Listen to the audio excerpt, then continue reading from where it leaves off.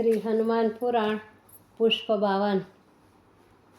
પ્રત્યુત્તરની અપેક્ષાએ રાવણ સીતાજી સામે જોઈ જ રહ્યો, પણ સીતાજી તો જવાબ આપવાને બદલે રામ નામની માળા જપી રહ્યા હતા।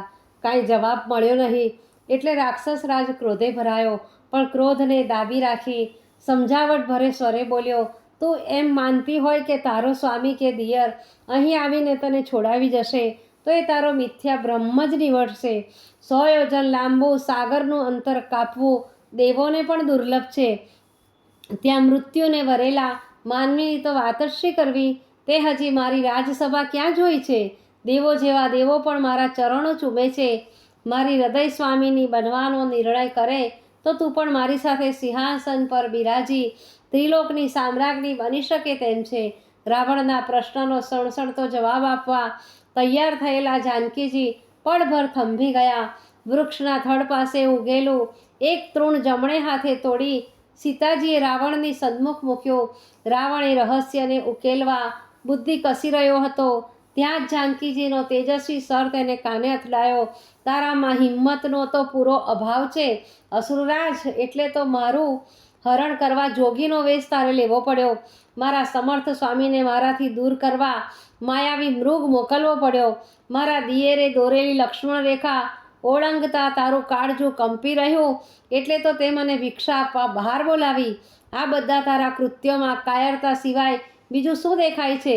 હું એક અબળા છું, અસહાય છું, તારા બંધનમાં છું, એટલે તારા ઐશ્વર્યના, તારી શક્તિના, તારા સામર્થ્યના મારી પાસે ખોટા બણગા ફૂંકી રહ્યો છે। આટલું બોલી સીતાજીએ મોં ફેરવી લીધું। રાવણ રાજને તો વાઢ્યો હોય તો લોહી ન નીકળે એવું તેનું વદન થઈ ગયું। શિશુપા વૃક્ષની ડાળીએ બેઠેલા હનુમાનજી સીતાજીની ચેષ્ટા તરત જ સમજી ગયા।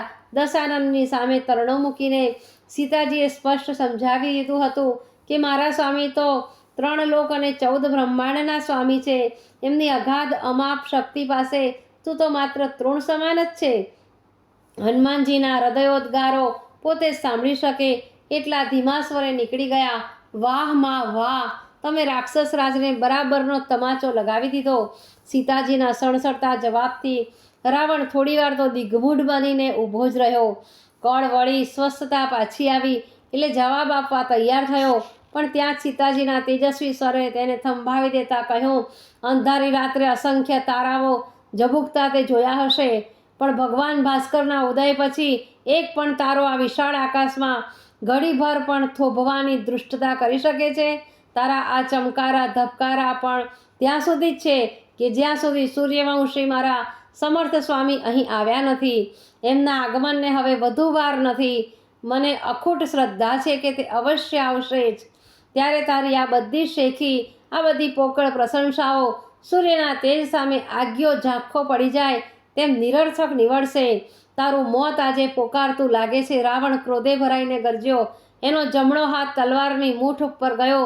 ક્રોધથી કંપતે સ્વરે તે બોલ્યો, તારું મોત તારી પાસે આ શબ્દો બોલાવી રહ્યું છે। રાવણ સામે વેધક દ્રષ્ટિ કરી સીતાજી બોલ્યા, નીચ રાક્ષસ, અસહાય અબળા પાસે વીરતાનું પ્રદર્શન કર્યા વિના તું બીજું શું કરી શકવાનો હતો? પાણીનો દેડકો વનરાજની વધુ સિંહણ સાથે સાહચર્યની આશા રાખે તો એના કેવા બુરા હાલ થાય। મૃત્યુની ધમકી તું કોને બતાવી રહ્યો છે? ઉઠાવો તલવાર, રાહ કોની જોઈ રહ્યો છે? સીતાની ડોકે તલવાર આરોપવાની હોય તો ભલે આરોપા જ, પર પુરુષનો હાથ તો સ્પર્શ કરતા જ દાઝી ઉઠશે, સળગી જશે। સીતાને કંઠે તો એના સ્વામીની સબળ સમર્થ ભુજાઓ જ વિટાવા સર્જાયેલી છે। સીતાજીની આ વેધક વાણી સાંભળીને ઉપર વૃક્ષ ઉપર બેઠેલા હનુમાનજી ડોલી ઉઠ્યા। મનમાં ને મનમાં સીતાજીની હિંમતને બિરદાવતા બોલ્યા, વાહ માં વાહ, અભિમાનના પૂતળા પર તમે પ્રહાર બરાબર કરી રહ્યા છો। પણ રાક્ષસ રાજ પર સીતાજીની આ વાતની વિપરીત અસર થઈ। પટરાણી રાણીઓ તેમની દાસીઓના સમૂહ વચ્ચે થયેલી પોતાની અવહેલના એને માથામાં ઘા સમી વસમી લાગી। દાંત પીસી ક્રોધથી તેણે પગ પછાડ્યા। ભ્રુકુટી બાણની પણછ માફક ખેંચાઈ ગઈ। ધુઆપુઆ થતાં એણે તો ઝટ્ટ કાર્તિકને તલવાર મ્યાનમાંથી બહાર કાઢી। નીચે રંગ બદલાયેલો જોઈ હનુમાનજી ચોંક્યા। વૃક્ષની ડાળી પરથી રાક્ષસ રાજ પર કૂદી એમણે વિદ્યુત ત્વરાથી નિર્ણય કરી લીધો હતો કે રાવણ જાનકી માતા પર પ્રહાર કરે તે પહેલાં એ અધમા અધમને પૂરો કરી નાખવો, પણ હનુમાનજીને આમ કરવું પડ્યું નહીં. રાવણ સાથે આવેલી પટરાણી મંદોદરીએ રાવણનો તલવાર પકડેલો હાથ પોતાના હાથમાં પકડી લીધો. વિનાશ પંથે ડગલું ભરતા સ્વામીને રોકતા એ સતી નારી બોલી ઉઠી, નાથ, આપ જેવા ત્રિભુવન વિજેતા એક અસહાય અબળા પર પ્રહાર કરે તો એમના શૌર્યને ઝાંખપ લાગે. એ અભાગણી નારી દુઃખની વેદનાથી પીડાઈને આવા કટુ વચનો બોલી રહી છે. આપ જેવા મહાનુભાવે તેના તરફ દુર્લક્ષ કરવું જોઈએ. આમ બોલીને મંદોદરીએ રાવણના ચરણો પકડી લીધા. પટરાણીની વિનમણી ભરી વાણીથી રાક્ષસરાજ ઢીલો પડ્યો. તલવાર પાછી મ્યાનમાં નાખી સીતાજી સામે વેધક દ્રષ્ટિ કરી બોલ્યો, કાન ખોલીને સાંભળી લે, ઓ રૂપ ગર્વિતા નારી, હવે માત્ર 1 મહિનાની મહેતલ તને આપું છું. 1 મહિના લગી તારી રાહ જોઈશ. ત્યાં સુધીમાં તું જો મને અનુકૂળ નહીં થઈ જાય તો તારો વધ કરતા સાક્ષાત મહાકાળ પણ મને નહીં રોકી શકે. ત્રિભુવનમાં ખળભળાટ મચાવનારા મારો આ હાથ જીવનમાં પહેલીવાર પાછો પડે છે. આટલું બોલીને રાવણ પાછો વળી ગયો. તમે પણ સૌ આ ઘમંડી નારી સામે ક્રૂરતાથી કામ લેજો.